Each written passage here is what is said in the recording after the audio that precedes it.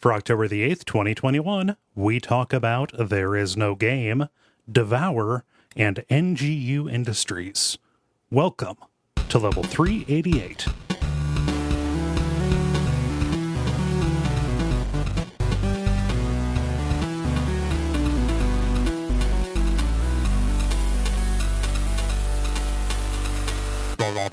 My name is Cole Ross. I'm Dennis Furia. I'm David Maismith. And I'm Ben Merkel. And you are listening to The Level. It's a podcast for people who love video games. Welcome back, Dennis. Hey, good to be back. Yeah, you were over. You were on vacation. I was hearing cool stories in the green room. I'm happy. I feel like to be precise though, with 3 kids in tow on an international trip, you don't really vacation, you just parent elsewhere. So right, that was the nature of it. But it was still a really, really freaking cool trip. And I was going to ask a dumb question. I was going to ask if you've been overseas before, but you did like internships and stuff over in like Finland, didn't you? Yeah, it was the like study abroad quarter for the program I was in. Yeah, and then we've done trips to like South America places.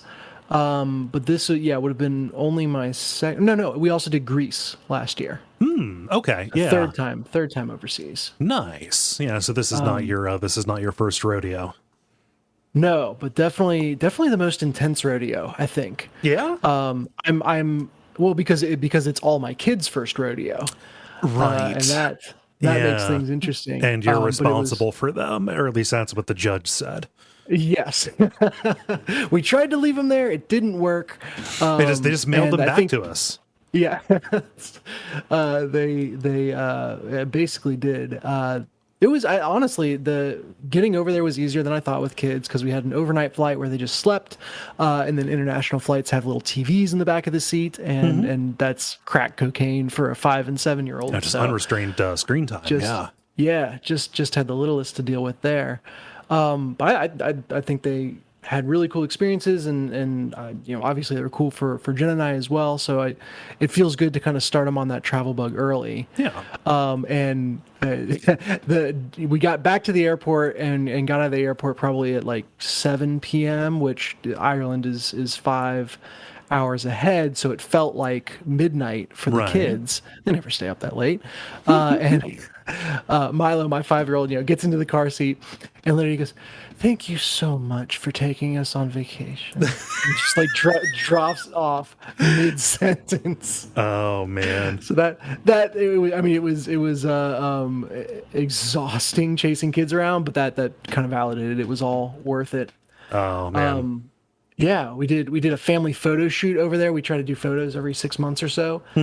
So I did them at the Cliffs of Moher with kind of like a rainstorm behind us. So we have some classic Cliffs of Moher double rainbow family shots in the mix there. Yeah. Everybody's got some of those. Got to. Yeah, no, you've never been.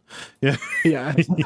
So, driving out to the shoot, it's like, oh, we're going to get rained on and this is going to suck. And all that, and then thankfully it was kind of, the rain was in the perfect place in relation to us and the cliffs, and the sun came out, and it was pretty magical. So nice. Good times all around. Cool. Well, I'm happy you had a good time, and I'm happy to have you back. Yeah, we'll see how well I remember how to do this. I feel like any more than 1 week away, you start getting shaky. So. Oh man, I had something similar happen. My lawnmower is ready. They finished doing the tune-up, but I can't go get it because the one person that I know who has a trailer for me to put it on, they're on COVID lockdown. They're on quarantine. Oh no. Yeah, so that's exactly the same as taking 3 children to a faraway land. Yeah. Yep. Yeah, and that's literally I would all say that you're about ready to start having kids. That's what I was gonna say. You just no, I'm working my way up to having a dog. Get a cat, you get a mower, then you go dog, and then you go kid. Mm-hmm. Actually, I honestly would put dog after kids on this one, just because kids eventually become like self-sufficient and don't need you anymore, whereas the dog is gonna be in that kind of kid mode. Ad infinitum. Dogs mellow out when they get older too. but I do like that you put mowers in between dogs and cats in terms of level of affection, because I think that's the correct placement. Yes. Yeah. Some dogs mellow out when they get older. I have some very clear case studies that others do not. But yes, That's true. Do mowers mellow out as they get older? No, but they get way more Not as expensive. sharp as they used to be. Yeah, they get way more expensive to keep up is the thing. Yeah. Oh well. And it oh my starts- god! So I had to repair. I think I talked about needing to repair a mower a while ago, and I've got like the husk of the mower that we took the engine out of. It was a whole thing. It's still in my backyard, and at this point, it was like, oh, I'll sell it for parts. Oh, I'll give it away for parts. Oh, I'll pay someone to come and pick this up, please. I can't deal with this. I just can't. No, I've got a push mower and something chewed through the fuel line, so it is worse than useless. Yeah, so I need to find a way to give that away for scrap or whatever. It's just taking up room in the God, I'm boring myself. Yeah. David, how about you? What's going on? Not a whole heck of a lot. Doing a bunch of sewing, stuff like that, getting ready for Halloween. I had to duel a pair of wasp nests that had taken up outside my house. Oh. Yeah, I'm a little indignant because I was very much taking the live and let live approach. Oh, And but then one day I walked out my door and one of the wasps just straight up flies down and stings me. Oh, yeah, they broke the Wasps are peaks. not known for their live and let live behavior, by the way. they don't they don't tend to hold very well to uneasy détentes. Yeah, so apparently I didn't realize this. That's a distinct difference between bees and wasps because, bees basically have, because of how they hunt for flowers and stuff, have fairly complex understandings of location, stuff like that, and are able to understand oh, this is where an animal lives, therefore if it's there, it's probably not trying to hurt me. Right. Whereas wasps are just see things sting. Yeah, I mean, wasps were basically just big angry ants that learned how to fly. So right, exactly. So I proceeded to neighbor didn't have wasp spray, but did have generic bug spray. okay, So I had to just kind of mist the entire general area. okay. Did you have the foresight to do this at dusk? No, just kind of Ooh. mist and dodge inside. Okay. This was literally right outside my front door. Oh, huh. So this is why you're bobbing and weaving. Exactly. I'm dodging the wasp. Yes. So perpetually. the other thing that's kind of morbid is the hive or whatever, had a ton of eggs. Okay. And so now it's covered in dead wasps that just hatched and then immediately died from the residual pesticide. Yeah, that's a bummer. I mean, it's hard to. They were going to eventually turn into wasps. So, but as a short story, that is that is sad. Yeah. Yeah. The other thing that's sad is as I was dodging in, a couple of them flew inside and proceeded to. This was the wasp nest was in between the two panes of glass on the window. Oh, huh. Because the apartment's just a little shoddy and it's not actually possible to fully close the second pane, the outer pane. Okay. And so they proceeded to just then stand on the pane of glass and look longingly at their home. And it's dude, I would help you, but you've already established you'll just randomly sting a dude. Yeah, no. I would help you, but you're not to be trusted, so. Exactly. What's everybody's stances on spiders? I feel like some people do the spiders in their house since they kill the flies. If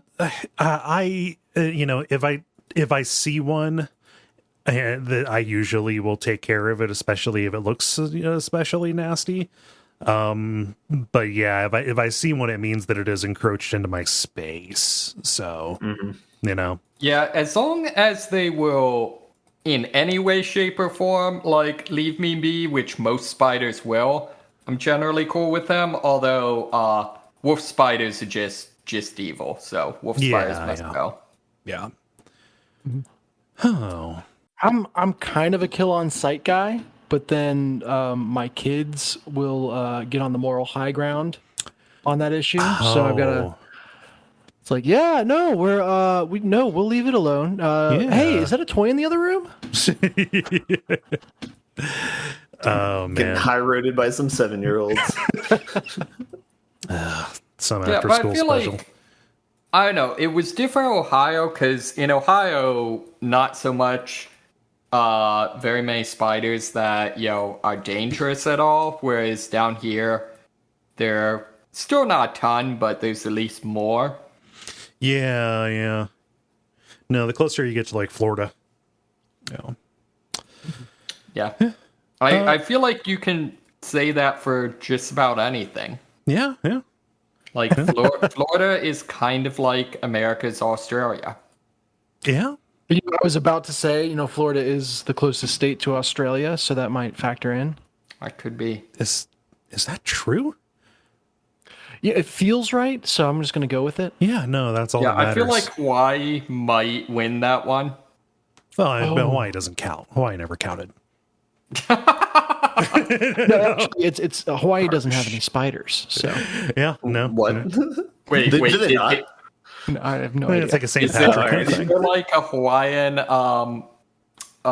St. Patrick? He like cast out all the spiders.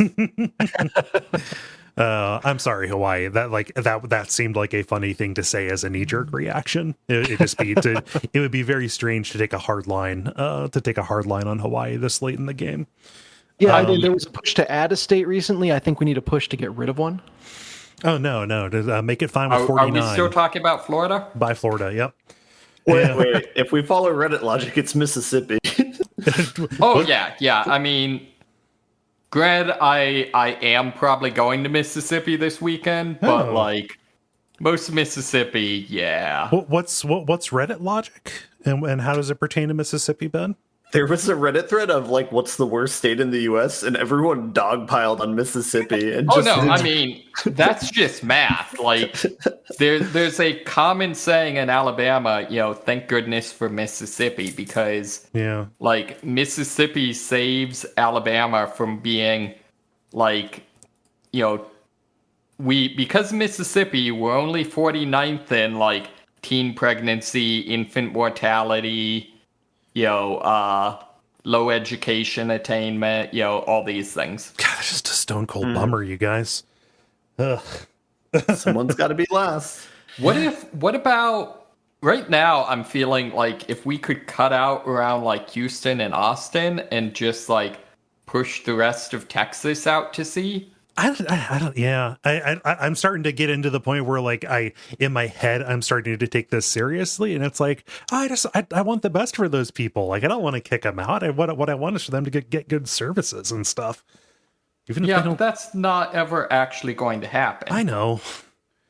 Ben, how about you? What's going on? Not too much. Busy week at work, but this Friday I'm going to a concert. I'm taking the day off, and so that'll be really nice. Yeah, nice. That's about it. I'm going to the eye doctor in the afternoon too. Oh, dang! First time in a couple of years. Yeah, I haven't been for a while, and I've never gone to the same eye doctor twice. You gotta throw them off your scent. That's good. Yeah. Yeah. No, it's like the Winchester Mystery House, the Winchester Mystery Eyes. Those ghosts. What's coming. I mean, it's well known they just do the exams to decide whose eyes they're going to steal. Yeah. Yeah. And then they send out the collectors. Yeah. I should correct that. I have not gone to the same optometrist twice since high school. There we go. I do like how the common pattern is every time you get a new pair of glasses, you're like, I hate these, man. These aren't like my old ones. Mm-hmm. And then after like a couple of weeks, you're like, man, I like these classes. Yeah. And then like by the time you get your next ones, you're like, oh man, these aren't the old. Yeah. So, and it's a quote Wayne's World. It's like a new pair of underwear. At first, it's restrictive, but then it becomes a part of you. Mm-hmm. Yeah. Anyway, I'm sure there'll be more Wayne's World quotes to be had, but we've got a regular kind of show to do, what with the grind of the multiplayer and the end boss and all. And why don't we get started with The Grind. The Grind, where we talk about the games we have been playing over the past period of time or so. It is customary to throw to the person who's been away the longest, but don't feel pressured, Dennis. I know you've been on vacation. Probably not a lot of game stuff happened there, but I want to give you the first opportunity, Dennis. Yeah, not a ton while on vacation. Although I feel like a ritual for me is anytime I'm traveling, I'll like kind of browse through the app store and be like, what's the mobile time waster I can play while in airplane mode?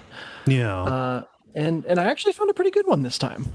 I'm very happy with it. A little game called Sliding Seas. Sliding Seas. Yeah, that is SEAS, and it is a match 3 game themed after rescuing shipwreck survivors. Okay. And darn it, these are just the cutest shipwreck survivors you've ever seen. They're all in their little like floaty life rings, with their smiles on their faces. So basically, it's your match 3 grids in different shapes, where you can spin, to adjacent blocks, etc. And the idea is to try to rescue survivors that have plopped into certain squares on the grid. You do that by changing the squares from deep water to shallow water to sand to earth, etc. So every time you make a match, instead of all the squares in the match disappearing, they kind of all pull into the one that you moved to make the match and form the next highest level of terrain. Okay. So like if you match 3 deep sea squares, they'll become a shallow sea square, and you match 3 shallow sea squares, it becomes a sand square, etc. And so that's a little wrinkle that changes the kind of typical language of a match 3 game that I hadn't realized was so deeply ingrained in me until it was slightly changed. Yeah. I mean, if that makes sense. I mean, it almost sounds like threes to me, right? Yeah, it's got a little bit of that threes to it, but definitely hues. It's got threes in it in that the blocks don't disappear when you match them; they kind of morph into each other. Yeah. But whereas threes, the complexity comes from managing as they stack up ad infinitum. These only stack a couple of levels until you get to the highest level of terrain. Mm-hmm. And in some levels, that terrain is there for good, and you have to manage around it. In other levels, that terrain will kind of break. If it's icebergs, it will break and disappear. So you can kind of level up a square, for lack of a better term, until it is removed from the board. The little peoples that you're rescuing start out in the sea, and you've got to match enough to get them to land before they drown, and then you need to match enough on land to get them into either the highest tier of land, which has huts on it, before they die to the elements, or if you do a match 4 or higher in any direction, it'll create huts or life rafts on the squares that you match 4 with. Okay. Yeah, so fun little twist on something that's a very familiar genre at this point. The free-to-play stuff is not that restrictive at all. You get 5 lives and only recharge 1 life every half hour, but you only lose 1 of the lives if you lose a level, right? Not if you play a level. I'm 175 levels in at this point, and still only encounter levels that actually take more than a couple tries, very rarely. Mostly it's pretty breezy. Which it should be. It's on the high seas. So yeah, there's all your standard twists on it. There's different modes. Like I said, sometimes you're building terrain. Sometimes you're building icebergs. Sometimes you're trying to destroy pirate ships by matching next to them. Sometimes you're trying to move people just to the bottom of the matches to get them out. But it kind of scratched the gaming itch while I was gallivanting around Ireland. Yeah. Well, that's nice. So, yeah. No, check out Sliding Seas. I have not. I've got to say, re-terraforming the bottom of the ocean seems like a terribly inefficient way to rescue somebody. Yeah. It really is an elaborate way to save someone who's probably dying of hypothermia while they're waiting for the earth to rise under them. You just don't understand my startup pitch, man. You're not seeing the big picture. Yeah.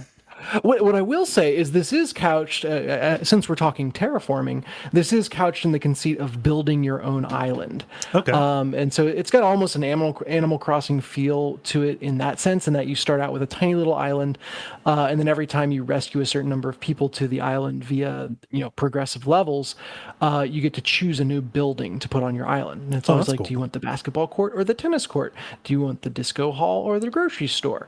Most recently, I added a dojo with ninjas. So you're recruiting, you're saving these people and then just making them your slaves.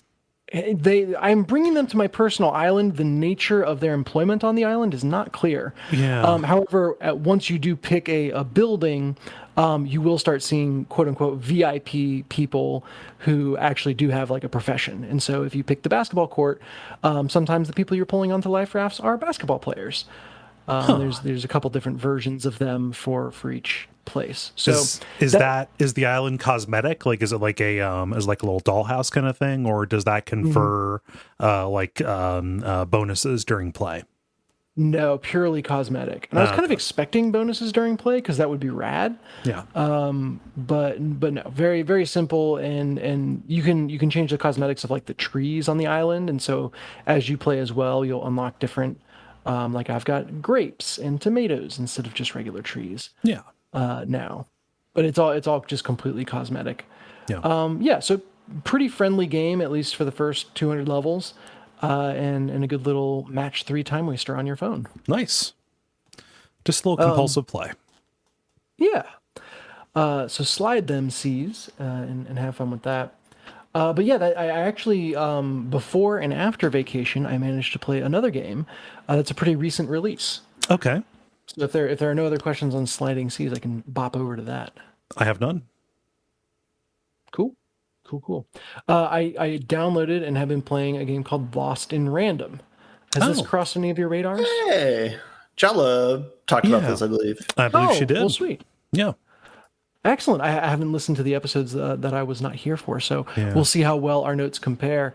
You guys know that it's like a Tim Burton-ass adventure game where you run around with little kind of claymation type of character who is in a world called Random, hence the name. Discovers a magical dice that is used to impact the world. There used to be a ton. Now only the evil queen has one, so it's very unique that you've found one for yourself. And you adventure through this crazy world where each area is themed after a side of the die, or after a number, I guess, trying to get your sister back. So it's a super cool, fun idea, and very, very like Burton inspired. Yeah. All sorts of like creepy little touches to the world, like some of the characters have like this extra wide grin, and you'll see like on the side of their mouth it's kind of sewn shut a little bit for how wide it is, and just like they're all very friendly and happy and stuff. There's like kind of a werewolf character, but it's definitely got that kind of creepy, eerie Addams Family bent to it. Yeah. Which is very charming. But the thing that frustrates the hell out of me is the entire world is covered in this like dense blanket of fog. And I would say it's like the kind of like, render distance limiting fog that old games kind of employed a lot of the time. Yeah, Silent Hill fog. Except it doesn't feel like the visual quality of the game demands something like that. Like nothing about this is so technically complex that it would not be able to run smoothly unless there's like a port of this on a PlayStation 1 that I don't know of. But what that means is you're in these like crazy locales that all have so much personality, but you constantly feel like you just can't see very much of it. And even though there's these really cool ideas behind each area, at the end of the day, it just kind of feels like you're in another cramped alley after cramped alley. And anytime you do, kind of manage to get a further out view, it's obscured by fog. So, I have to imagine there's a technical reason behind the choice because I don't understand why anyone would make it as an artistic choice. Yeah. And it just is a kind of constant damper on an otherwise very, very, I think beautiful isn't the right word, but imaginative and fun to look at game. Yeah. I mean, it works at cross purposes because like one of the cool things about 3D platformers is like the variety of locales, and also exploring. And both of those it feels like both of those would be hindered by an inability to see at a distance, Yeah.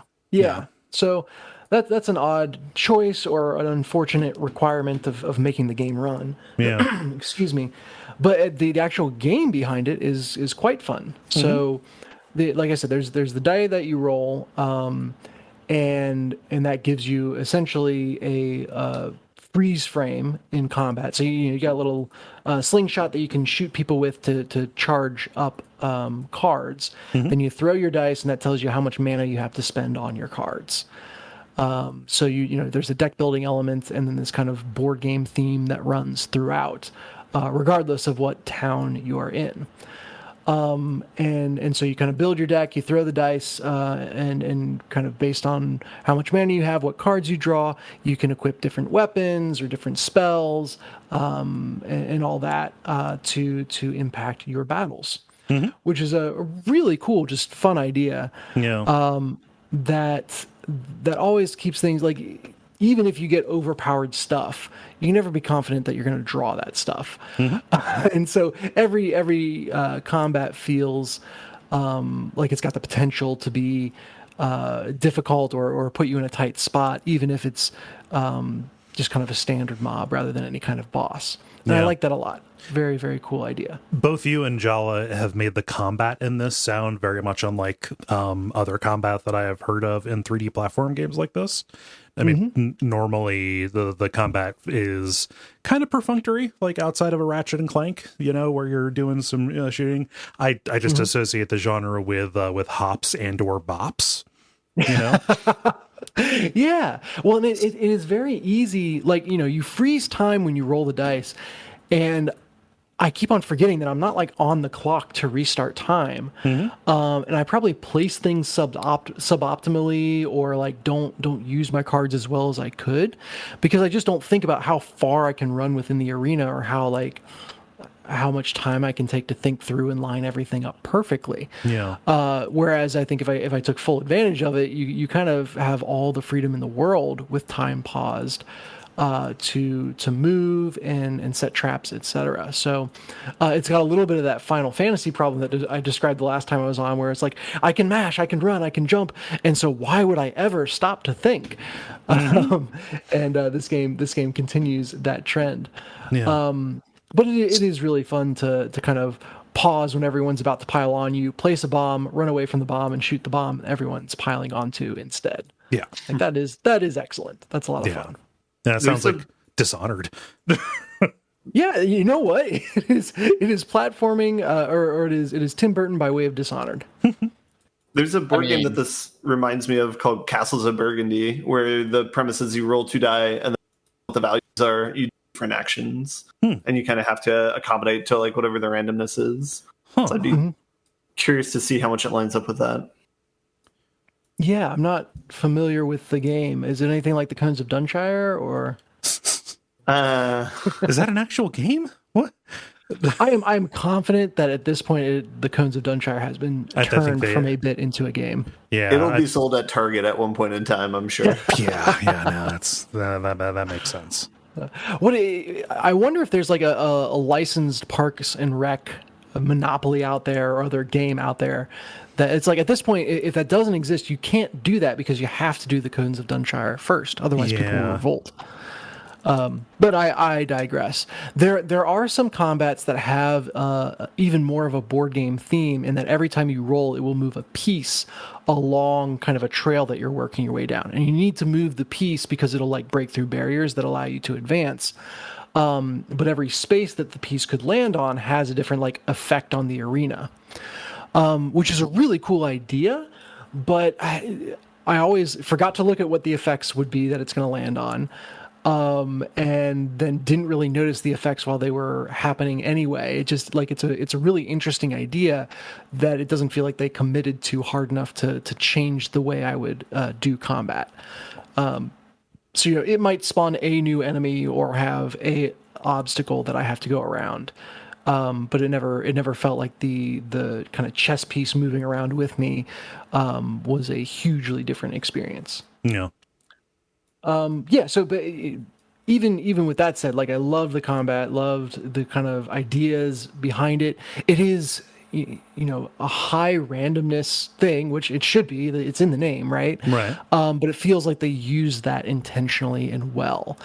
And that's kind of cool to see, because I feel like so many times the first instinct is to try to eliminate randomness in certainly competitive games, or like give players a ton of tools to manage randomness, etc. And this one's just like, we'll just go a little more crazy and loosey goosey. So love the combat. The story side of the game gets a lot of attention. Like you spend a lot of time in cutscenes and dialogue trees, etc. And I want to like it so bad because the overall aesthetic of the game is really strong. But the dialogue stuff in the game is just not landing for me very well. I was thinking about why ahead of the show, and I think the closest thing I can pin it down to is they have all these like wildly different, crazy and kooky characters in the game, at least visually, but all of them kind of talk and make jokes, etc., and have the same personality. Like, that's a shame. Or even if it's not the same personality, it feels like there's the same person writing all of them, which there probably was. Yeah. But it's like it just feels like the same voice is behind all of them, even if there are some kind of superfluous differences. On the front of it. And so that, and maybe the humor is just not landing for me, or maybe it's actually bad. I don't know. It's always a matter of taste.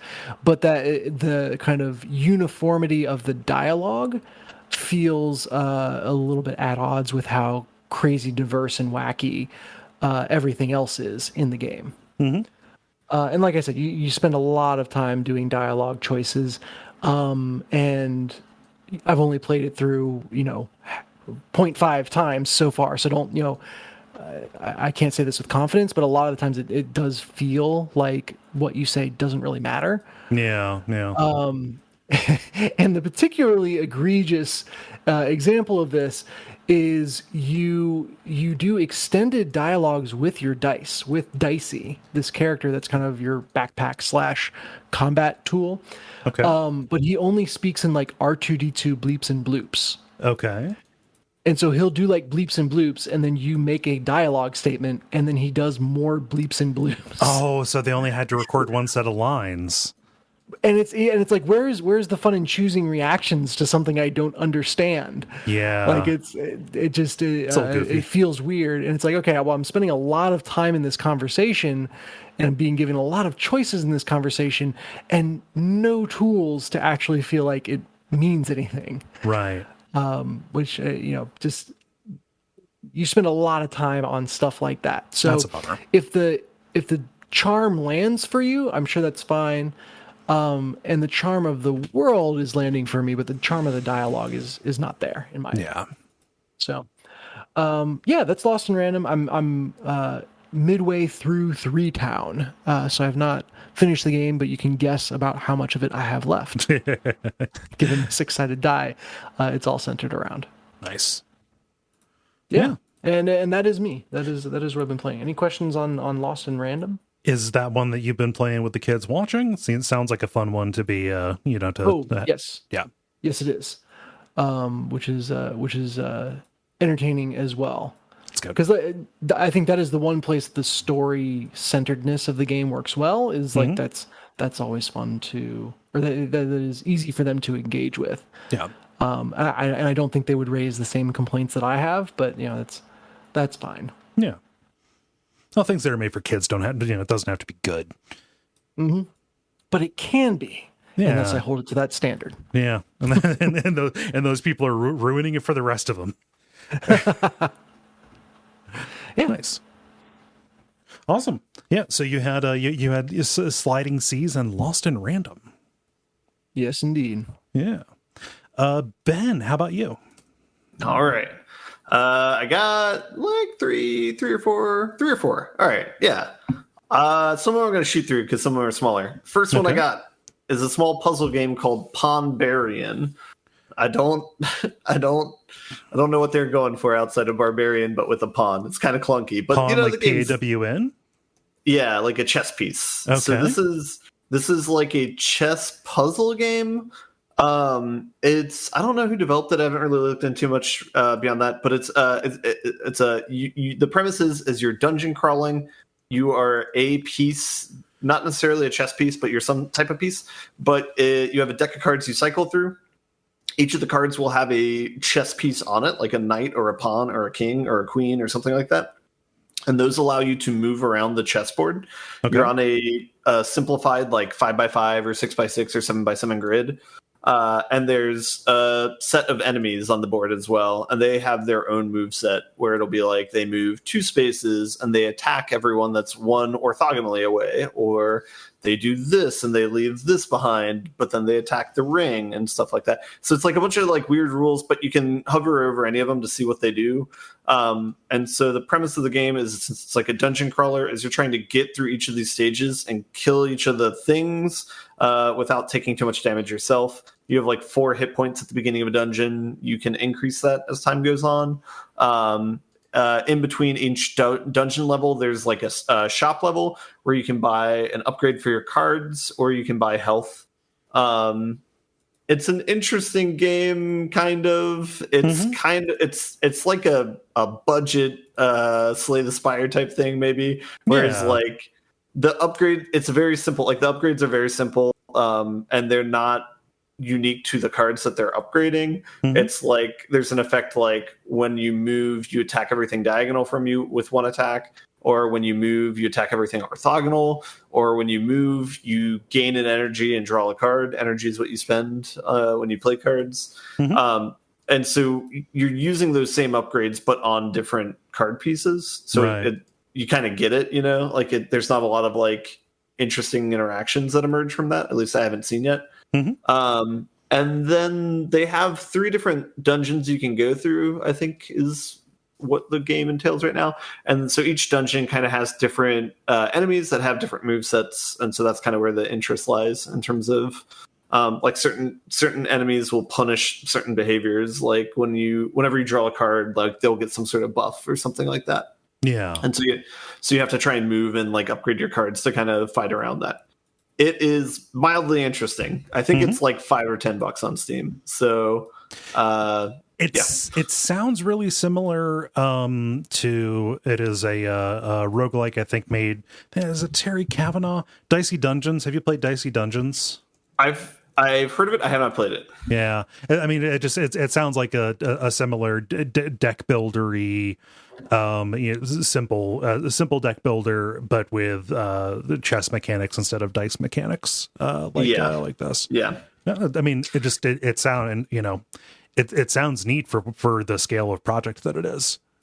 Yeah, I don't know. I mean, it's kind of like a lukewarm review for me. Maybe I'll play it some more and maybe I'll find some more interest in it, but it's okay. Yeah. I'm going to move on. Okay. I continued playing Slipways a little bit. I played a few games over the past week. That's a game that I had played before. That's it's like planet trading, stuff like that. Yeah, the outer space Civ-alike kind of. Yeah, I've kind of started to enjoy playing that a little bit more. I've kind of like settled into like how I like to play the game, which is play it for like a half an hour and then quit because I don't feel like I've done perfectly enough, and then start over. Okay. And for some reason that's fun for me for some reason. But I learned a little bit more of the mechanics too, as far as like paying more attention to what your positive and negative scores are for like happiness and stuff. You get penalized for having idle human resources as opposed to other things. Okay. Which I didn't fully realize. So you kind of are incentivized to try and find places for your people. And I don't know, they're just small things that I kind of paid more attention to this time around than before. But that's still an interesting game. I don't know if I'm going to go back through the campaign or not. I like doing like the individual runs, but that's I think a more interesting puzzle game than like Pawnbarian in terms of like the amount of complexity that's there, and you have to kind of think through some certain things, and it's very like compact, I guess, where it's like, you know, all you have is a map of planets, and each planet has some conversion of turning this into that, and the rest is you thinking. So it's like, it's just that there's so many possibilities, I guess, is like, that's kind of where the fun of it comes from. Is trying to like think through all the ways of like how to get a good like ecosystem going. So set things up on the right ratios. So I've enjoyed that a little bit more. I might continue playing that a little bit. All right, I'm gonna keep going on. I've kept playing Storybook Brawl. That game still is pretty awesome. They are doing patch updates, and so they're making updates pretty regularly. They made a patch update a day or two ago where they removed one of the characters from the game because they felt like it was being unbalanced. I think I've described this before. There's like an experience mechanic in the game where every fight you gain 1 experience point. For every 3 you level up. There's one character where if they kill another creature, then you gain an experience point. And so people were using this to kind of rush to the max level and get creatures as a way for winning, which seemed balanced when playing it. But apparently they're actually they do dev videos, and so like I watched some of their dev videos on Twitch where they like stream playing it and talking about like the game design and stuff like that. And they're pretty data focused, so they'll talk about like when they're making decisions, they'll be like, well, like this hero has the like lowest win rate, so we're trying to buff that. This hero has the highest win rate, so we're trying to nerf that a little bit. This, you know, so they look at things like that, and so they decided to remove that character because it was, I guess, like breaking the middle game too easily, where it's like people were bypassing the middle game and just skipping to the end if they could get there quickly enough. Yeah. And so they did this as a way to kind of like force you to have more interesting decisions in the middle game and have to actually like pick strategies with those mid-tier characters. So it seems fine. They also did some like minor alterations where they nerfed one hero, but then they buffed some of the characters around the strategy as a way to like kind of even it out. So anyway, I found out too that so it's like 3 people who founded the company, and I think 1 or 2 of them were ex-Magic players, so that kind of makes a lot more sense of like where the game design's coming from and kind of like how it kind of comes from the same ilk, I guess. Because in general, I've kind of tapered off playing like Magic Arena in favor of just playing Storybook Brawl, because it kind of scratches the same sort of itch and feels less like gamblery, in that you're like paying for a hit or something like that. At what rate are they adding new content to the game? Like, how often does a new hero come out, or new cards, or what have you? So they'll do patches like once every like 2 weeks or once a month, something like that. Okay. And so it'll be like minor changes where it's like, okay, this character's too good at this level, we're going to push up to a level 4 card instead of a level 3 to like to make it so that it's not like as much of a runaway victory. And they're like really conscientious about it too, of like the bigger effects. Like, so one of the things they're talking about is by removing this character that they just removed, the level 3, there's less different characters at level 3, so it's easier to triple them, which is like level them up if you get 3 of the same kind. And so they're conscientious about these types of decisions, and they'll like kind of talk them through. And they have like a sort of roadmap, like they're trying to get it on mobile eventually. I mean, I think the game's still early access, but I'm not sure. All games are permanently early access always, I think. Oh yeah. But yeah, no, I've been like pretty happy with the design of that game.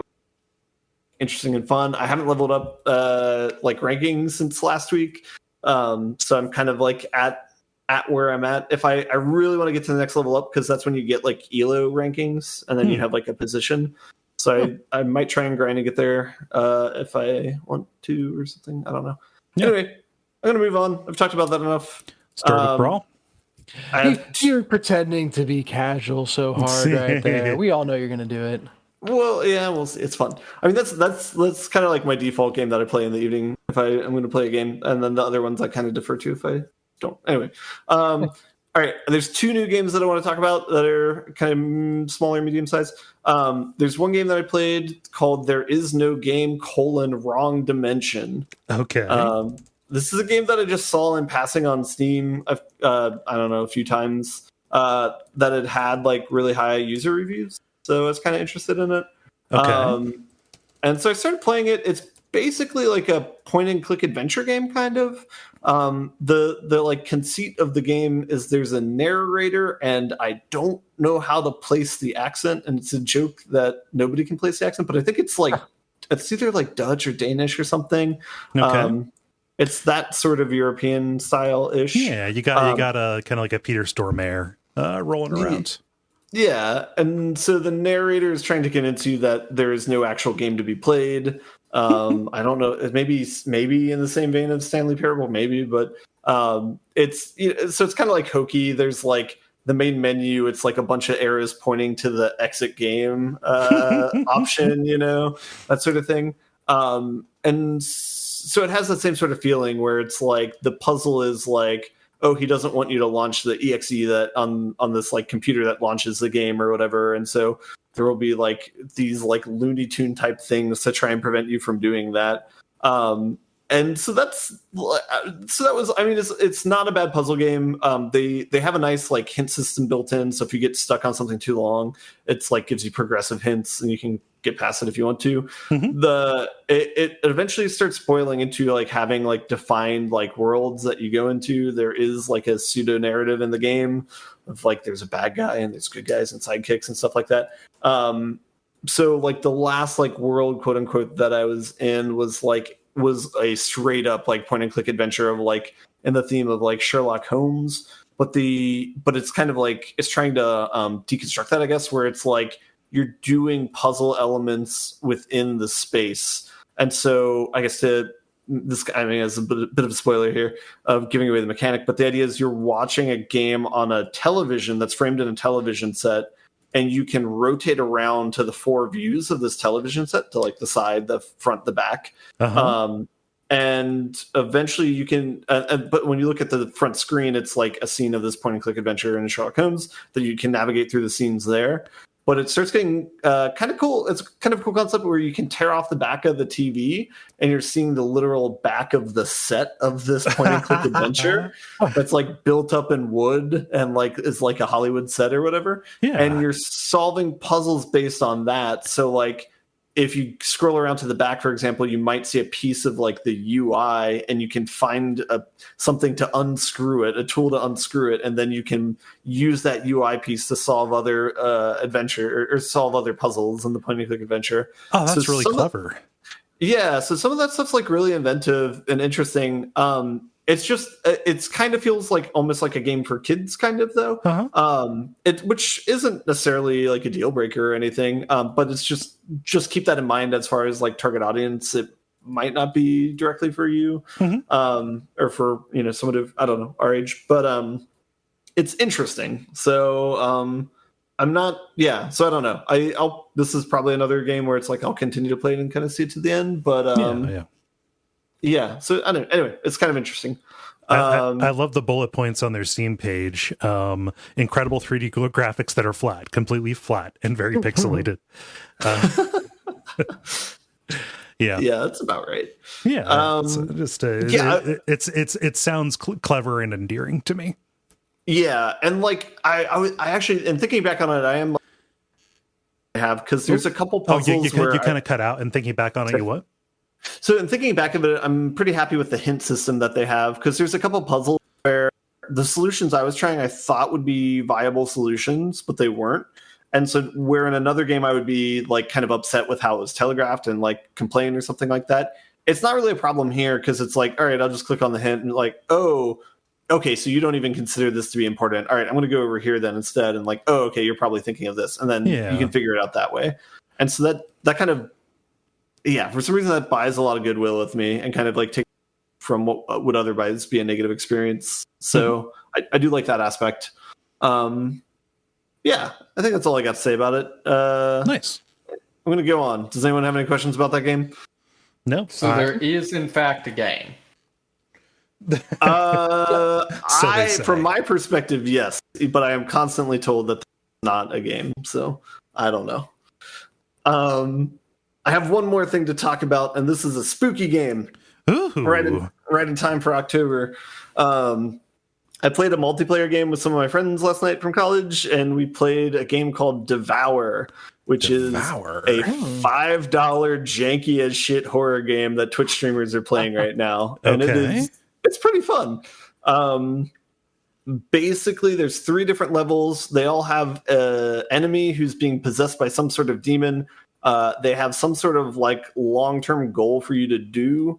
As you complete the goal, the demon gets, or the person being possessed gets like stronger and stronger and more aggressive and violent and stuff. And so it's kind of like you have to try and like finish things by the skin of your teeth. So we played 2 different levels of it. Each playthrough was maybe about an hour, and we did not win either one, but we had a fun time doing it. So in the first one, it's like a weird, I don't know, it's like bloody lady who's very tall. And there's a bunch of baby demonic goats running around a house in an outside area. And you have to catch and sacrifice by burning the baby goats. I'm sorry, those are called demonic kids. Oh. I was going to go with, tall bloody lady. Are we sure this isn't, Resident Evil? But that's, yeah, all right. Not that tall, I guess. Yeah, and different pronunciation of bloody, I guess. But yeah. So I don't know. It's like there's this weird. There's like items that will spawn. I don't know if procedurally is the right word or not, but like intermittently, items will spawn, and the items are either like a med kit to revive one of your friends. You have a UV light that basically just kills things, but it's like a finite amount. I don't know why. It's a game mechanic that's like hand wavily explained. But there's like batteries to charge your flashlights so that you can more longly kill someone with a UV light, and gives you more ammo, more flashlight ammo. Yeah. And I like more longly kill them. And there's bales of hay which you use to attract the demon kids, and before you set them on fire and put them in a thing. Oh, yeah, and there's gasoline, too. You need gasoline and the goat to make the sacrifice happen. Of course, yeah. The goat's not going to burn itself. Yeah. And so all the time that you're doing this, like as you're sacrificing more and more goats, the lady, I forget her name, it's like Ashley or something like that. It's like a very generic name, but she's like person who's possessed, gets more and more upset. She basically goes into rage mode, kind of like a barbarian in D&D. You want to steer clear during that time. She'll like just charge you. You can shine a light at her, and that'll work to slow her down like once or twice, but then her eyes will turn red, and then the light does not do anything. So you need to like sprint away and try and like run behind a door and shut it or something like that. Yeah.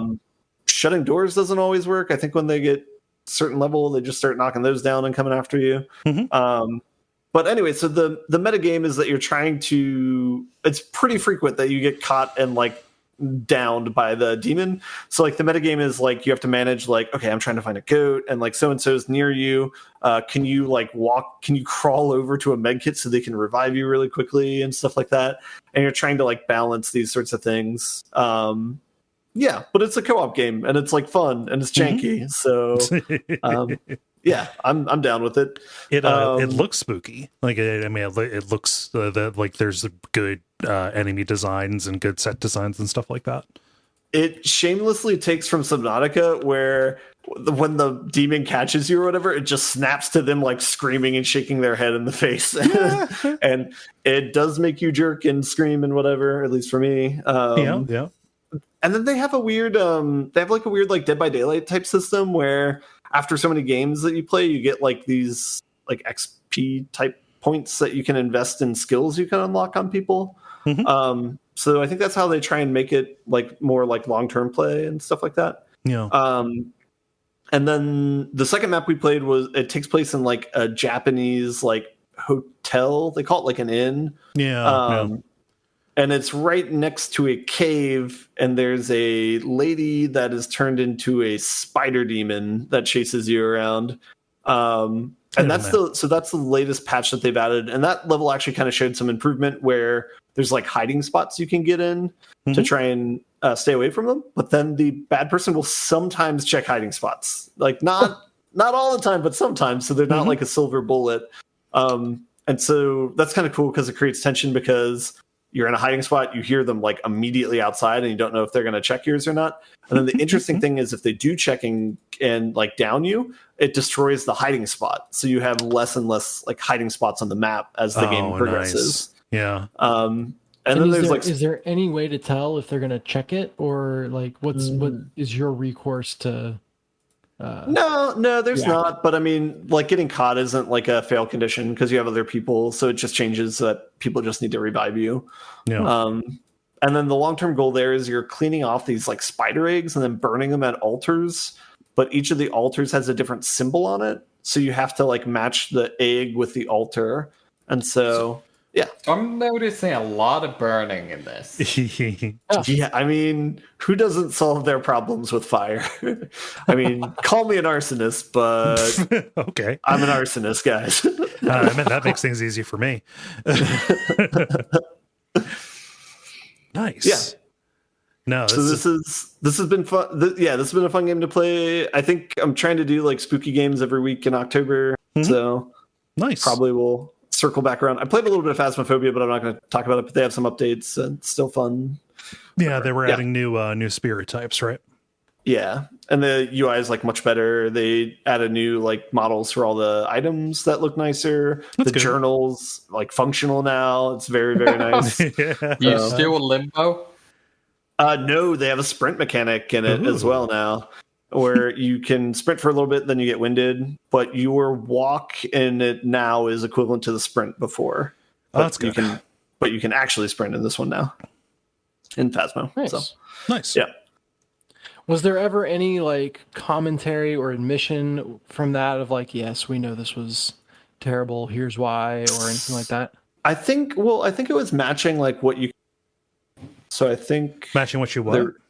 Matching what you could do in VR in terms of like how fast you can move. Yeah, that makes sense. So I think that was the conceit of it. So I think it was just fixing that. At the same time, it's like one dude who made that game, so I don't really expect the world from him. Sure. Yeah. He probably didn't expect it to be that big. Yep. Yeah.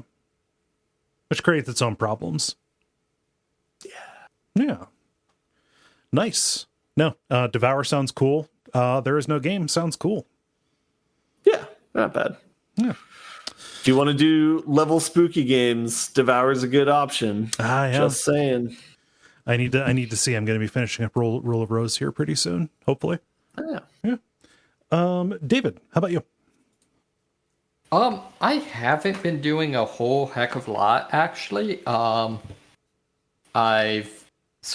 don't know if I mentioned on the pre-roll. I've got LARP this weekend, so I've been getting ready for that, and then getting ready for Halloween. Mm-hmm. So mostly I ducked back into Warframe.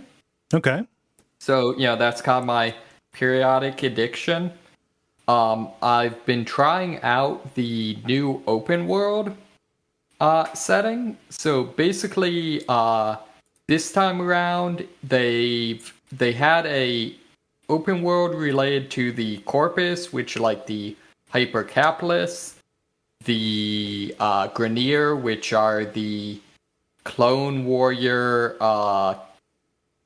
army, and then this is now the third enemy faction that are the Infested. Okay. And these are basically, I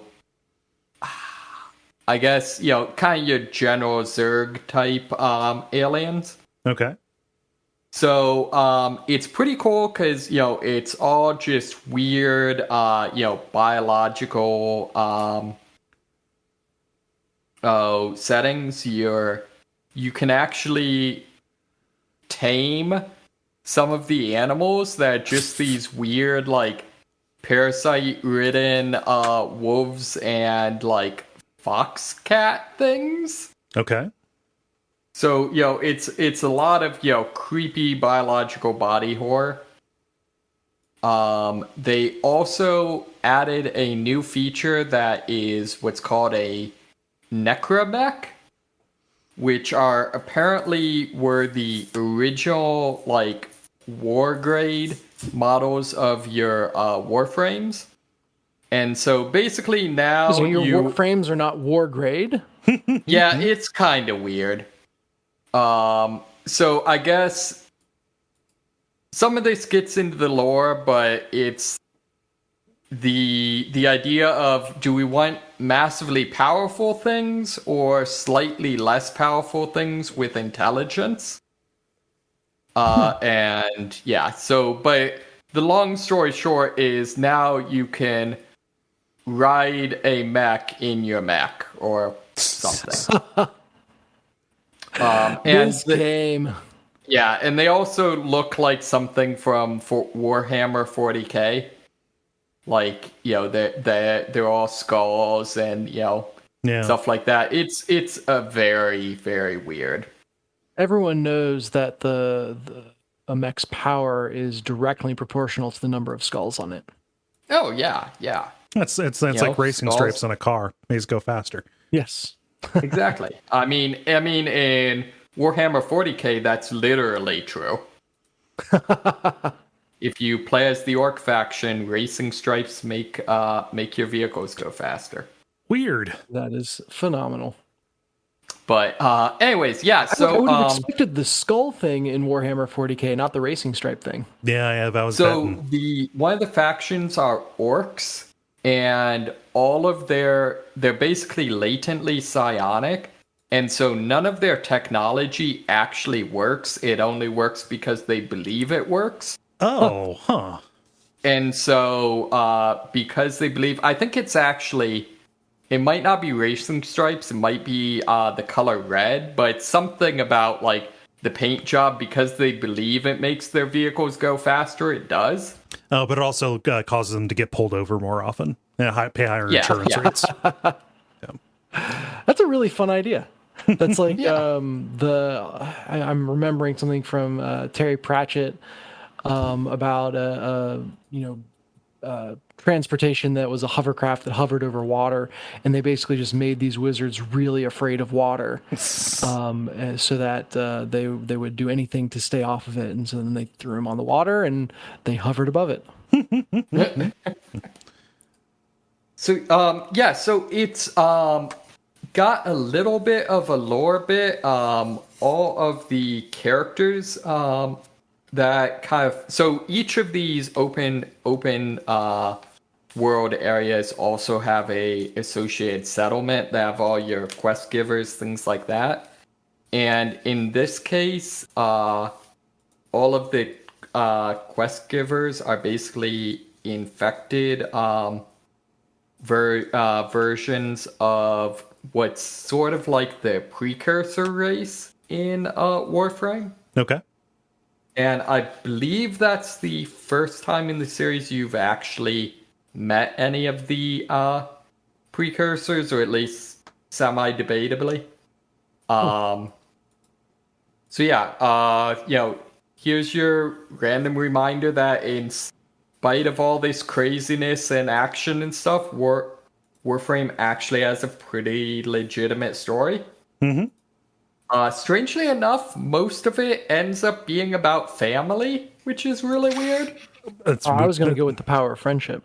So it's like the Fast and the Furious instead of anime. Yeah, it's family, except somehow that always ends up going straight to Lovecraftian horror. It's a very strange game. Yeah. Look, Cthulhu has family. Yeah, Cthulhu. He does. Related to Haster. Yeah, they're all spawned from Yog-Sothoth. Yeah. I can keep going if you want. August Derleth wrote some really dumb shit. Yeah. This tracks. So yeah, that's the main thing. The only other thing, I finally unlocked Ivara, which is a stealth and archery oriented frame that I've been trying to get forever. Archery. Okay, we need to play a new game, which is going to be called Warframe or Elder God. Because that name could have gone either way. Oh yeah, totally. What was the name of this thing? Of the mech? Necramech. Okay, yeah. Not Necro. There's an A instead of an O for some reason. Yeah, so it'll go faster. Yeah. Yeah, exactly. So this one of the mission types is spy, which is basically there's 3 data terminals that you have to get to without setting off the alarms. However, in your way are a series of obstacles, so like laser tripwires, security cameras, guards, things like that. Some of the more extreme ones, it's even like pseudo portal style, like you have to shift to different dimensions, or there's one where you have to like shoot out pipes in order to raise the water level. Okay. But in order to get the parts to create this Warframe, you have to, on the hardest difficulty of these missions, you have to get all 3 perfectly. And even then, there's only like a 5% drop rate, something like that. No, that sounds so needlessly hostile. Yeah. Yeah, to be fair, part of it is this frame completely trivializes those missions. Okay, so it needs to be like, you need to be thoroughly done with them by the time you get this, because So one of the things is like, the way I got through it is I have Ash, which compared to Ivar is an incredibly normal name. Okay.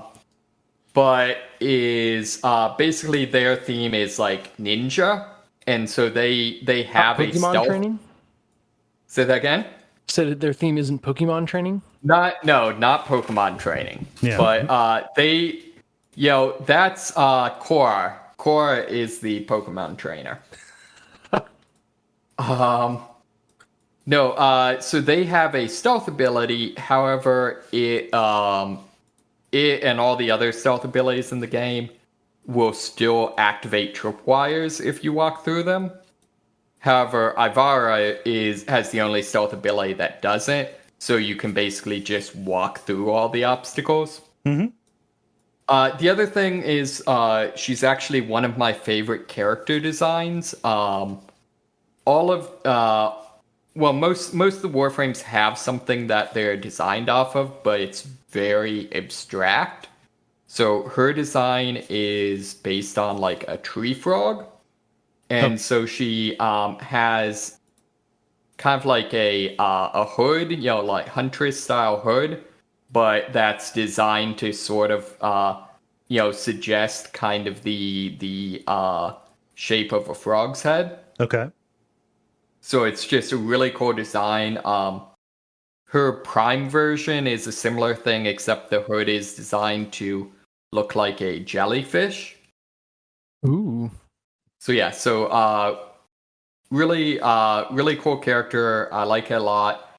Unfortunately, I'm not sure I'll actually end up using it much outside of stealthy things because I'm not a huge fan of bows.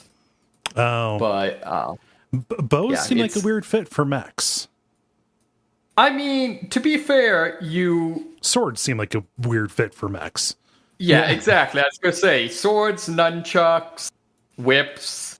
Yeah. And even Gundams had whips, or at least that one did. Appion. That is true. Yeah. So, so that's kind of the thing. I think the Halloween event starts tomorrow. Okay. I have no idea what that entails. Mm-hmm. But I mean, the game is already very much has some very strong horror elements. I mean, you describe Zerg-like stuff and, dead mechs and things. Yeah, that makes sense. Yeah, I think my favorite is still the Corpus community is all made up of people that basically were indentured workers that in attempts to be able to do enough work to pay off their debts have augmented themselves with cybernetics to the points where they're pretty much 100% robot. Okay. Does it have like a Shadowrun kind of thing where like they lose all their humanity at that point, or? Not so much, but it's to the point where literally even their heads are like these square kind of robot heads. Huh. And they've all got this weird sort of kind of shutter thing. Sort of looks like a garage door type thing in their chest. Okay. And when you max, this is a little bit of a spoiler. When you max out the faction with them, they're like, "Oh, okay, we now feel comfortable enough around you to like reveal our true selves," and those all open up, and that's where their head is. Oh, hey, literally my just eyes like, are down here. Yeah, just a disembodied head. Oh, that's funny. So yeah, there's a lot of just random creepy shit in this. Mm-hmm. Huh. I'm just still shocked at how generous those devs are. And just the hearing the changes and the new stuff that is added in is neat. Just that game is as well supported as it is this far on. Mm-hmm. Nice. That's showing Man Sky how it's done. Yeah, I don't have an awful lot. I've been playing an idle game because I've been so busy doing work stuff that like I've just kind of wanted to check something out. So I saw people playing a game called NGU Industries, which kind of piqued my interest because like it's not like an adventure capitalist kind of idle game, or just like other ones that I've played that are like Dark Room or whatever, where it's you are just like selecting upgrades off of a list, trying to make the number get bigger. It actually ends up working out a little. It's a little bit management sim-y because you start out with just like one map that's like a grid, and you place little like factories, like little icons that will generate a certain material that will be used to be used as input for another kind of material, and you are spending those spending those materials to create special items that you can use for like research to make to improve like the speed or efficiency or productivity of the others, and you access these beacons that you can place around the map that have different shaped like areas of effect. So like this ends up being like a fun little kind of like logic or base building kind of game, because you end up where you place stuff ends up mattering, because you kind of create these zones where if you place something, if you overproduce in one thing, that's going to be a drag on something else, which will be a drag on something else, so you end up having all of these kind of dependencies. It's real neat. It's got kind of a, if you look at it, it has a real kind of like intentionally crappy looking aesthetic to it. Like it's real MS Paint style thing, and there is like a story and there is writing and stuff to it, but it's kind of all like shitpost kind of stuff. It's like meant to be sci-fi, but also just jokes. Like when you unlock combat, so you send off your little army guys that you develop, you send them off to the isopod to fight, and isopod stands for infinite shed of pissed off dudes. Which is very good. One of the currencies you can accumulate is badly drawn starmen, or BDSM. So that's kind of what we're working at. It's pretty juvenile, but like as far as idle games go, a game where you're just kind of meant to like check in on it every once in a while to make sure that everything is laid out and you're still working toward your goals and making sure you get there faster, so you're not wasting time creating resources that you don't need. This is like one of the more engaging ones of those that I have that I have played. Not that I've been like a connoisseur of the form or anything like that, but yeah, it has been nice and fun, and it's creative. Yeah.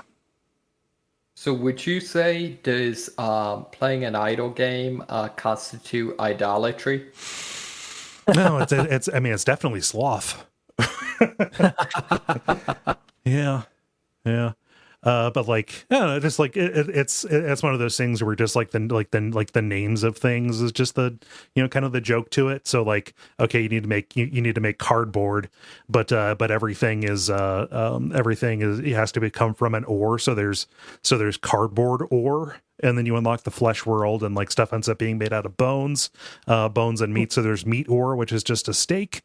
And there's you get bone, you can make bones, bone bars, but you need bone ore, which is just a carton of milk, and the description of it is they're just like, oh, this is a funny idea, we're just gonna make the description us laughing at us having thought this up. Yeah, so it's neat. I didn't know that there were idle games that were like this. So this is kind of satisfying a little bit of my base building optimization management kind of desire to go back in and fiddle with it, and then just put it away and come back later. Nice. Yeah. But other than that, it's just all been it's all been trying to get ahead because we got big stuff coming up, and yeah. Big stuff coming up on other shows, trying to get through Grime, trying to get ready for all that stuff. Any other questions about NGU Industries? No, sounds cool. All right, that's the segment. Multiplayer. Now it is time for the multiplayer, where usually we ask you a question and then you answer it, but we had that Facebook outage on the day when we would normally post, and Jala suggested, hey, how about we do a free play cleanup? So I went back and grabbed some questions that I'm pretty sure we didn't answer from previous free plays. This is going to be a short one, honestly, because this is going to have to be an early night for us. But I will get us started here, and let's get started with OMG Moose, who asks, if you could give any classic console networking in the modern sense, aka Xbox Live, Steam, PlayStation Network, which system would you do that to, and why? Ooh, that's good. Yeah. I feel like most generations would probably say like whatever console they played multiplayer. Like N64 is the immediate one that jumps to mind for me. Yeah. But I imagine like younger people would say GameCube for like similar reasons. Mm-hmm. Yeah. Mm-hmm. And mine would be PlayStation 1, same generation, but just that's the console I had growing up. So yes. Yeah. I would say Super Nintendo. Because it would be fun to like have matchmaking for like Super Bomberman, for Tetris Attack. Like both of those were multiplayer games that I really enjoyed. That there's not really a great version of them that you can that you can spring for right now. I think GoldenEye was the one that I was thinking of in terms of how much I would want to play on with network. Yeah. So I really liked Gauntlet Legends. That was my jam. Oh yeah. Sure. What about does Pokemon even now have like straight up, ability to trade and battle people over the internet? Yeah. Okay, so they did eventually fix that. All right, sweet. Yes. They've had a version of that at least since Diamond and Pearl, the first DS ones. Okay. Yeah. Cool. So yeah, I think the Game Boy would be a solid like runner-up. Yeah. Nice. Let's do another one here. Christian asks, favorite collector's edition? Ooh. Yeah. Do you have a collector's edition that came with cool stuff, or like with stuff that you have kept around? I can only think of one collector's edition that I own. Oh, which is it? It would be Horizon Zero Dawn. Oh. And I guess it's like the digital collector's edition, so a little bit lame, but it had the digital art book, which I actually did enjoy browsing, especially early on. Yeah. Should go back and look through that. But yeah, that's the only one I own, so I guess that has to be my answer. Yes. I mean, mine would be BioShock. Like that was a cool package. Had the soundtrack and stuff with it, and of course it had the statue, which gave us the notion of a tipless daddy, which is still every time I see that on the shelf, I just kind of chuckle like we said something ghastly. Yeah, I didn't bother to send that Big Daddy statue in to get the drill fixed because no, it has to be a tipless daddy. Come on. What am I doing here? What's the point of this? It's not a bug, it's a feature. Anybody else? I got a weak answer because I don't think I bought any collectibles, but I'll say the Halo 3 case was pretty cool because it was metally. Oh, the steel case? Yeah. That's all I got. Pretty weak. I've been buying just because sometimes it's a last minute decision. Like, yeah, I'll pick that up. But like Best Buy, if you pick up a new game, especially if you pre-order it, they'll just like give you a steel case box with it, whether you want it or not. And so like. I've already got way too many game cases, to the point where like, okay, I've got to find a place to store them because I take them and put the games in little albums and stuff. But like, yeah, no, just so here I've got the plastic case and then just a steel box case that I don't feel 100% good just throwing out. It's a real, they just keep on saddling me with that. I don't know who's chasing after those steel cases. I was gonna say neither does Best Buy apparently. Yeah, no, they're just getting rid of them. I haven't had a chance to play it, but I went and bought Deathloop, and they just gave me the game, and I was like, okay, cool, fine. I'm gonna take that home and install it, and then not play it for a while because I've got other stuff. And then like I get a text message, your item is here, and I was like, oh, what is it? So next time I was in town, went over to Best Buy. I was like, hey, there's an order here for me. Like, oh, it's your Deathloop steel case. Like, I feel really burned that I took the extra step to get this thing that I don't want. Yeah. Oh yeah, man, I'm not sure. I mean, So I the, have the government subsidizes steel cases. yeah. Big for industry in Wyoming. What was that, David? So I have bought a couple of collector's editions. I think the original Guild Wars, and I think technically EverQuest.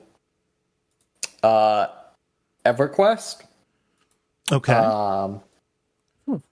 But that wasn't. I don't know. That's some sort of EverQuest whatever. they had some good collector stuff. Like the collector's edition of Planes of Power came with a little figure of Furiona Vi, the elf princess that was kind of the mascot for the series. Yeah. Yeah, I know this one had like a cloth map, which was kind of cool. Yeah. Oh, that was nice. probably Shadows of Lucklin. That came with that with a cloth map. I think that's what I'd like to see more of is, I don't know, there are definitely games I would be interested in, getting something cool, but it seems like most of the stuff is kind of chintzy, little like, I don't know, keychains and shit. Yeah, no. Whereas like, I don't know, something...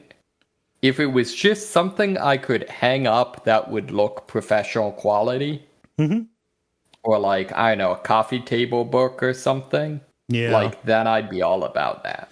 Check out stuff from Limited Run Games. They tend to do really good collector's edition stuff. Okay, I'll check that out. Yeah. Who knows if they're currently publishing anything that you like, but they tend to go all out when they have a big title. Yeah. I did find one of the clothing companies has a line of Bloodborne clothing. Like what? not like shirts with the Bloodborne logo, but like weird long jackets and stuff. I don't know what to make of that. I'm just gonna bring the tricorns back. I mean, I'd be all about that. David asks, have you ever lost your save file and or game data, characters, etc.? And if so, which one was the most painful? Oh man, I have not. Oh, so you have never suffered that crushing loss? Nope. Oh, lucky you. That's because you compulsively keep like 32 backup saves, right? Yeah, that's how I roll. Also, now everything's on the cloud, so yeah, it's pretty hard unless there's like some kind of like fluke overwrite or whatever. Yeah. Pretty hard to meaningfully lose data today. The time when it was most upsetting for me, the Super Nintendo, most cartridge based game systems, they had the saves in a battery backup on the cartridge itself, right? There was no memory card, there was no memory expansion pack like you had on the N64 or whatever, and on certain Super Nintendos and with certain games, there was just a problem where if there was any kind of like impact or jostling, some contact would be broken between the game and the system when the system was on. That would cause the game to reset and also completely blank out the internal memory. And so I was like on the next to last dungeon in Link to the Past. Zelda Link to the Past, and I got super angry because I died to a boss or it was some kind of bullshit or whatever, and I got angry, and I turned off the system just a little bit too violently, and that caused the save to wipe. And I was near the end, and I was so annoyed, so pissed off. I didn't go back and replay it. In fact, I traded the game in. Like the next time I went and traded stuff away, I was like, yeah, I'm never playing this thing again. I'm never going to beat that. So I traded it away. I really wish that I would have kept that. Yeah. So that was a real bummer. Just because, it kind of my fault for losing my patience, but also, the system itself. Yeah. I'd say it would, yeah. If you were like trying to break something because you were angry, then serves you right. But just a little love tap, is a steep penalty for that. Yep. Has nobody else had that happen to them? I've overwritten saves or saved at incredibly inconvenient places. Yeah. The one that sticks out in my mind is Parasite Eve. Oh, I somehow overwrote my final save like right before the end boss and saved with like criminally low health. Oh yeah. And no way to get back out and like farm items or do anything. No, you saved on the boat, and there was that long run of like instant death where you're being chased. Then you have the final boss. Yeah, no, that's a nightmare. I know exactly what you're talking about. Yeah.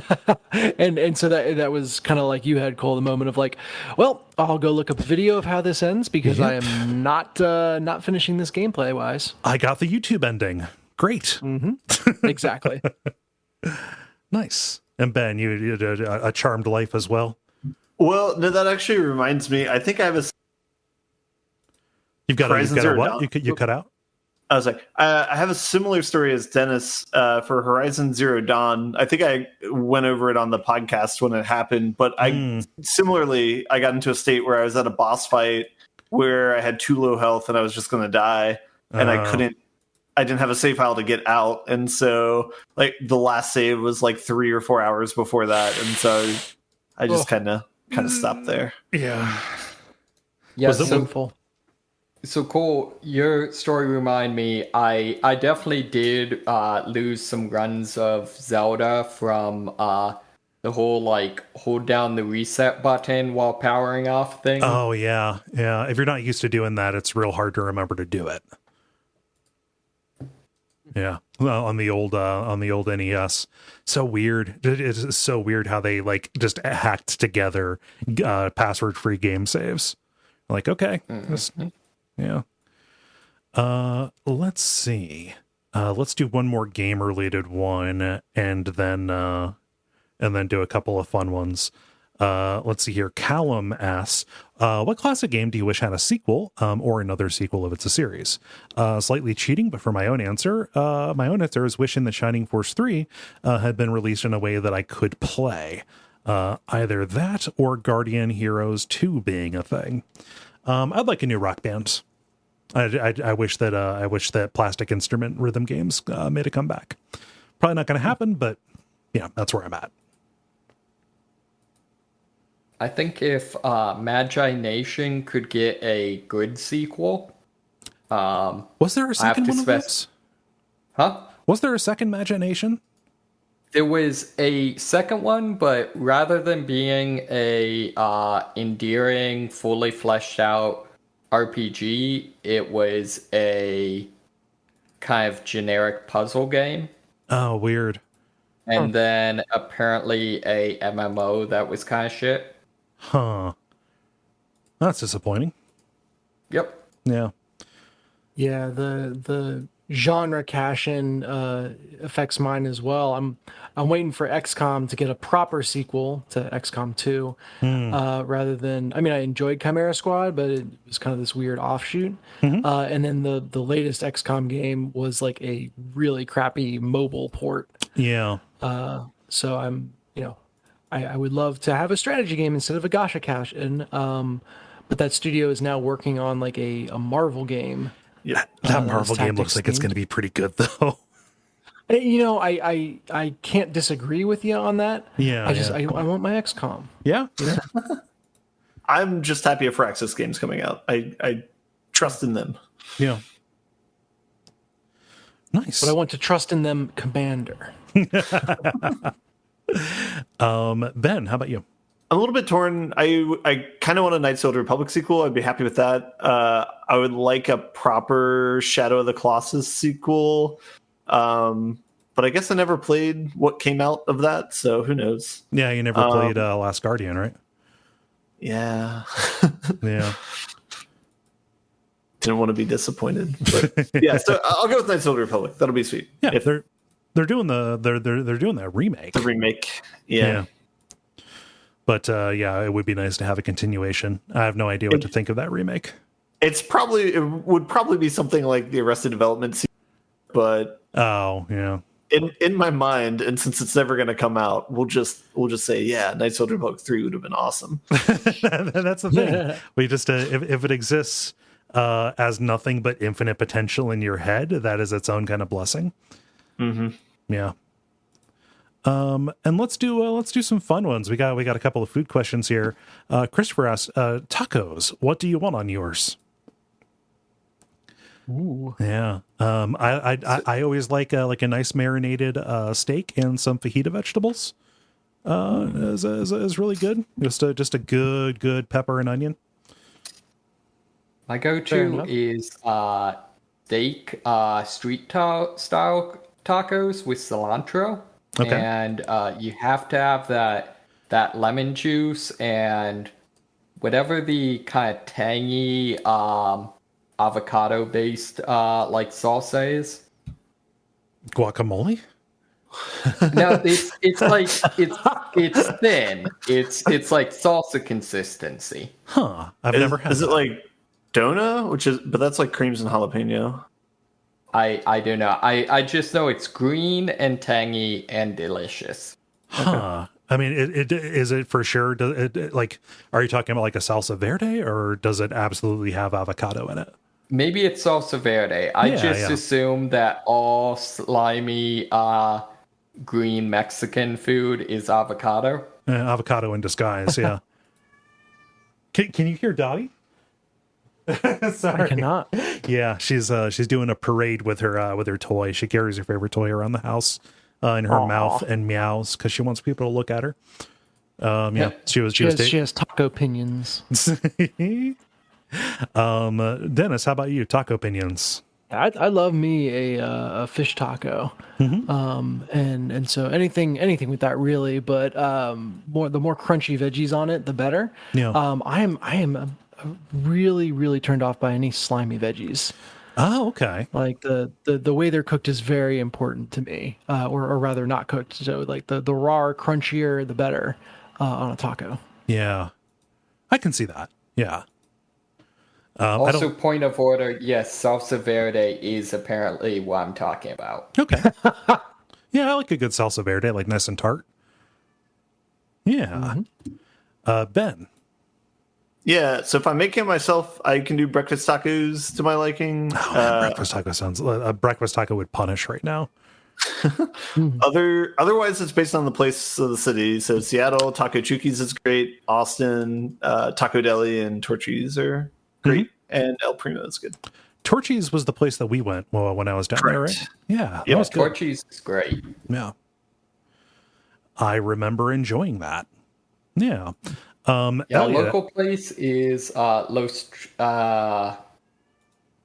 wait. Never mind. we've got another one here. Elliot asks, in your opinion, what is the most overrated breakfast dish? I'm going to say pancakes. Oh, Yeah. you get right out. I will never turn my nose up at a pancake. It takes a lot for a pan. Like there are very few times when a pancake has been anything special for me. They're a good staple, but then again, you can call me crazy because I don't like I generally don't favor a sweet breakfast. You know. Mm-hmm. On the other hand, the reason you are wrong is that the greatest Excellent intro, by the way. the greatest seasonally appropriate breakfast for right now is candy corn pancakes. Just like making chocolate chip pancakes, except with candy corn. That sounds like it would be just vilely sweet. Yeah. But it makes you think of grandma. Yeah, I have a friend down here that makes candy corn mead. Okay. Oh. Huh. Is there a follow-up to that? Is it good? My haven't curiosity tried it. and revulsion are about equal right now. So Yeah, I haven't tried it yet. It is the season, so I'll probably be trying it soon. Okay. Nice thing about that is you can pour a little bit into a small glass. A pancake, those tend to come in stacks. You can't just order like, can I get a taster? Can you bring me a flight of silver dollar candy corn pancakes, please? I like the idea that to get less pancake, you don't get less of them, you just make them smaller. Yeah. It is a nonsense food is the thing. If I'm doing a sweet breakfast, it's going to be French toast all the way. French toast is pretty good. Yeah. I'm going to catch flack for my opinion. I don't like eggs. Oh, huh. Like I don't like That's a broad is one. strong. Yeah, it just as a breakfast food. Yeah. I don't get excited about omelets. I don't love scrambled eggs or anything. Like, I'm not going to say no to them. I don't revile them, but in terms of overrated, I certainly would put eggs in that category. Yeah, I can see that. I just eggs are so versatile is the thing. You know? Like good. Mix them into things. That's fine, but just straight eggs. Like I think it's if you mix them into things, you're good. Right. Don't mix things into them or have them plain. How do you feel about a huevos ranchero? Ooh, that's tough. Yeah. I like it, but I think I'm mean there to for everything else. I don't mean to. Yeah. You're there for the salsa and for the tortilla. I don't mean to like trick you into contradicting yourself. I'm just curious. Objection! You only say that because I passed your test. So, did pass your go ahead, David. So, I would say grits. However, my friends down here have informed me that apparently that's just because I haven't had the right grits. So I think I'm going to have to go with, overall I love breakfast food, but I think the most vile, maybe one of the most vile, foods ever is Bloody Marys. Okay, yeah, I'm generally in line with you on that. I don't like a Bloody Mary because I don't like tomato sauce or tomato juice very much. So I think, to be fair, I've only had them in Baltimore and so it's probably like a Caesar then or something. Old Bay seasoning. Oh, that's way too salty. No, I don't like. I can't brook a salty beverage. Yep. Yeah. So Wait, is there anyone on this podcast who likes Bloody Marys? No, not for me. Okay. Yeah, no, I'd say it's not no. If I think we've found the keystone of our campaign platform. I think so. we still have to ask Jala. Yeah. Although she's vegan, so she can't drink blood. I think I understand why you don't like blood. Yeah, I think I do too. Yeah, no, a lot is opening up for me right now in the lore. Yeah, no, if I like the traditional morning drinks, your brunch drinks, I am much more a fan of a screwdriver. I really like champagne-based cocktails. So mimosa is where it's at for me. Yeah. Mimosas give me a headache. So to kind of contradict you guys, the thing I don't like about breakfast, and I'm just going to say like brunch as a whole, in that I'm not trying to get drunk at like 10 or 11 in the morning. That's a thing. Yeah. Oh, yeah. Yeah, I'm definitely too old for that shit. But I do think underappreciated is the British/Irish breakfast. Okay. You like getting a blood pudding? I've spent 2 weeks just now eating that. Yeah, baked beans and all that stuff. Good stuff. Yeah. The puddings in Ireland, I liked them all. Nice. Both black and white pudding. It's it would be hard for me to bring myself around. There's a certain amount of knowing what it is that would that makes me a little bit squeamish. See, what I've always wanted to do is do the math and figure out how many black puddings I would need to eat to gain a level in D&D rules. No, if just to really make sure everyone is ooked out, what I learned on the trip is that the origins of the black pudding, which anyone listening who hasn't heard of that, it's basically it's a sausage. They call pudding sausage over there, or call sausage pudding, but it's sausage with like blood as an element. So it's the black. But it started with like it's poverty food, and they would literally like go nick a cow or like cut one of their animals, bleed it out a little bit, and then mix that with oats rather than kill the animal for the meat. Yeah, which is like, oh man, but this is kind of good.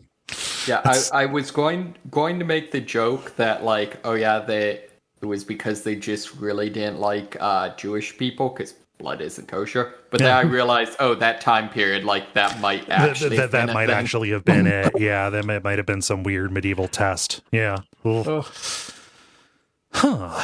Well, I'm yucked out. I don't like thinking about that. I'm just sad for those cows. Which is weird because like my way of eating a sausage would result in the animal dying. So, just it's the dissonance we live in as omnivores. Humans are the real vampires. Yep. They have porphyria. Yeah.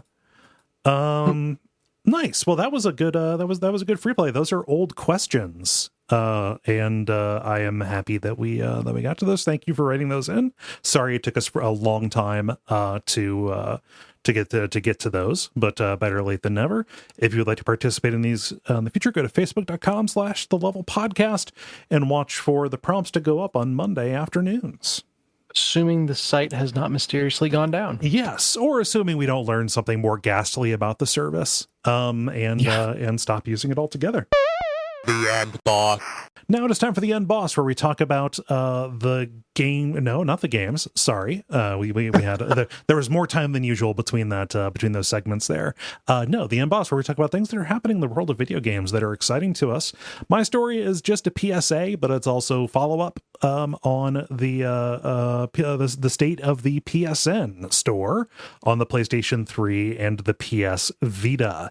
Though Sony relented of their plans to close down those shops, there is a change coming to it on the 27th, where you will still be able to buy things, but you will not be able to use credit cards to add money to your account through those systems itself. Instead, what you'll have to do is actually use the web, either in desktop or your mobile, or on your PS4 or PS5, or use PlayStation Store gift cards if you are choosing not to put your credit card into the Sony family of online services. Yeah, so that is an extra step, but if you're still going back and playing games on those older systems, you probably, expect there to be a little bit more of a hassle anyway. But it is good that there is still a backdoor to officially get stuff that is only available on those systems. Yeah, I have to imagine this is somehow like shunting the thing that was causing them to want to close the stores down in the first place into a corner, like getting rid of that thing as a workaround to keep it up. Yeah, it makes it such an odd restriction. Yeah, it must also be like a security or like a regulation or like compatibility kind of thing, like literally the authorization for those old systems just like it might not function anymore or would be difficult to keep functioning. Yeah, and I'd rather them pull it than have it be insecure. So I wonder what items on these stores I would want to pick up. Actually, I know there was a PS Vita game I believe called it's not Sundered. Sundered was the other Metroidvania game. Yeah, it was something like Sundered. Was the name, and I'm so mad that I can't think of it right now. Yeah. But there was a PS Vita game that was designed explicitly for it, and it was on PlayStation Plus. And just that month, I forgot to download. Oh dang. The title, and then out of spite, never bought it and played it, even though it was one of like the system sellers for PS Vita. Just because, like, damn it, I missed it for free, so now I feel bad buying it for money. What game was it? I'm going to look that up now. But anyway, yeah, it's good. It's going to kill you. It's making me curious, like what on those stores remains to be bought. There's like PlayStation Classic stuff would be it's the only way to get those if you want to buy them legitimately, as opposed to emulating them, or if you want to play them on a portable. Like that's a legit thing to want to do with your PS Vita. Yeah. Indeed. David, what's Netflix up to? Sure. So Netflix bought, I think it's Night School Games, which is the company that made Oxenfree. Oxenfree and After Party. Yeah. Oh, I didn't realize they made After Party. Yeah, both good stuff. So they apparently want to branch out into games, and those are going to be included as part of the Netflix subscription. And really, that's all that was said. They're also releasing some mobile games, but apparently only in Europe. I don't know. It's standard practice now to like soft launch mobile games in other countries or smaller countries. Yeah. Just to kind of get a feel and use the information from that to polish the final product. Yeah. Yeah. So I imagine as long as they are successful in the small countries they are launching, they will eventually come here. What would you play those games on? The Oxenfree and such? Like, is it a web client? Like, I still don't understand like Netflix's angle on it. I figured this is just the Xbox Game Pass, except a different person gets money. Yeah. No, it's still confusing to me. Maybe it'll be something like Annapurna Publishing, where it's just like, hey, games. Yeah. It's kind of like what we're doing. Let's see, Dennis, what's going on with them damn monkeys? Yeah, Super Monkey Ball is a game that I have not thought about in a long time. But they just had a new entry come out, and it looks really, really fun. And it basically it's a remaster of the Monkey Ball trilogy. But in going back and looking at videos of this, I was reminded of just how great the mini games for Monkey Ball are. So to have access to those on the current gen is worth it in and of itself. Yeah. But if you like me, ever built marble puzzles out of Legos, then you will enjoy playing Super Monkey Ball. But yeah, it's kind of incredible as I've gone through the videos of the mini games that are in this. I'm like, oh, that was in my head as like a separate game I played way back when. That was just Super Monkey Ball.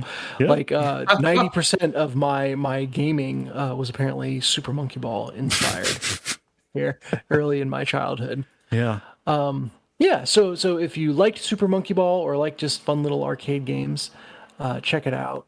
I will say the trailer that they put out for it goes back and forth between like the game elements and then like a little animated elements. And I'm really wanting an animated filter for this game because the animated stuff looks delightful. Yeah. Get some nice cell shading in there. Yeah. Ben, how about you?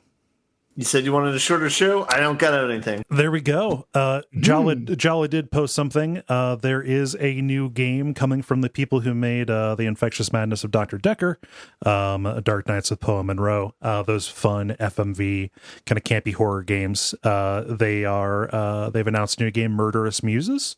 So that is a creator who you enjoy. Go and check those out. I am not sure if it. What's that, David? Does it have Inspector Jinxie? No, I want Inspector Jinx back. He's I want the continuation of Contradiction. That's a good game. They've announced it. It'll be coming out in late 2022. Yes. Nice. Yeah. This is meta, but I love that the site that y'all linked to for this story is fmvworld.com, implying not only that there is a fan site dedicated to FMV, but that Jala frequents them and gets her news from there. Yeah. I could see it. That makes me happy. How do y'all feel about buttoning it up? Let us button. All right. The credit. You're going to keep this section short. You know what to do to help us out. Go to patreon.com/Duckfeed.tv. Go to facebook.com/TheLevelPodcast and leave ratings or reviews. Tell your friends all of those good things. Most of all, we would like you to come back next week. Yeah. Am I forgetting anything big? Nothing big. Okay. I've been Kole Ross. You can catch me on Twitter at Kole Ross. I've been Dennis Furia. You can find me, let's go on Instagram at Deck of Wonders. I will be David Maysmith. At least that's your plan. True. And I've been Ben Merkel. Yeah. And stick around for some titles.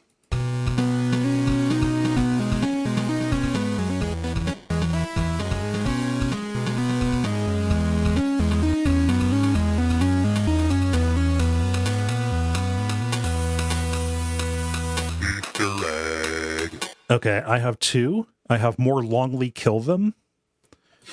And I have my eyes are down here. I have my eyes are down here as well. Okay. Let's see. I've got Call Me an Arsonist.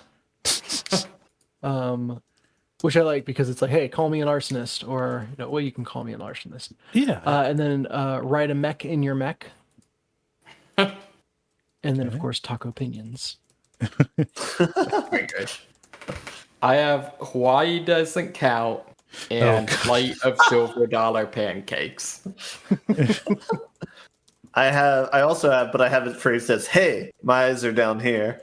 And I have the reason you are wrong, ... This is a tough one. Cole, what was your first one? More Longly Kill Them. Yeah, I think that's where my vote is. I know My Eyes Are Down Here is the leader by quantity. Yeah, I also like more Longly Kill Them. All right, I can get behind that. I think there's a lot of good options. For example, Hawaii Doesn't Count, or Taco Pinions, or that. Taco Pinions is pretty good. Yeah. I'm fine with any of them. Okay. But I agree that the one with the most votes seems the less compelling versus the random one-offs for some reason. Yeah, no, we've done that before. We have veered from the we have veered from the vote total. Democracy. Yeah. It's been shown that it doesn't work. So let's stop kidding ourselves. Can't argue with my eyes. Cool. Excellent. All right. I'm going to go. Back. I've got to go get to bed. Out. Yeah. And I'll see you guys around. Later, everybody. Have a good night. Thanks. Good night. Bye.